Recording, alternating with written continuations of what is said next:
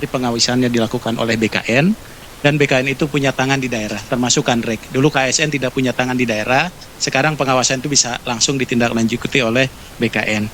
Yang kedua adalah terkait dengan sistem merit dalam konteks pengadaan. Jadi kenapa tadi misalnya P3A teman-teman honorer itu tidak bisa langsung diangkat? Karena kita pun tidak mau melanggar undang-undang, karena undang-undang itu harus melalui proses seleksi. Tapi seleksi bagi tenaga non-ASN itu sesungguhnya itu diberikan afirmasi 100%.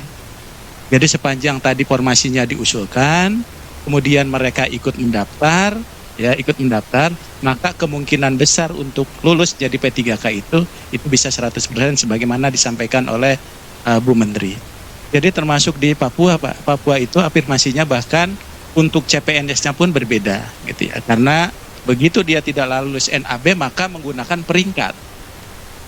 Dan bahkan Pak Pimpinan, Papua itu 2021 itu formasinya 28.000 itu sampai sekarang, Pak. Cuma persoalannya mohon maaf di daerah berganti-ganti orang, Pak. Dan itu di luar kewenangan kami. Sehingga begitu orangnya ABCD tiba-tiba adil aja di EFGH kan gitu ya.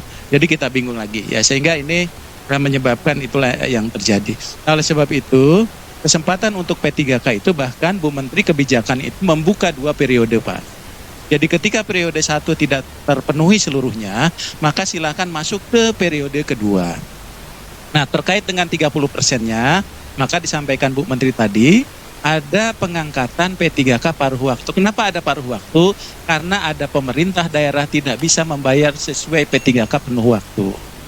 Oleh sebab itu maka diberikan paruh waktu itu supaya dibayarnya tidak dengan belanja pegawai dulu, supaya tidak mengganggu 30% tadi.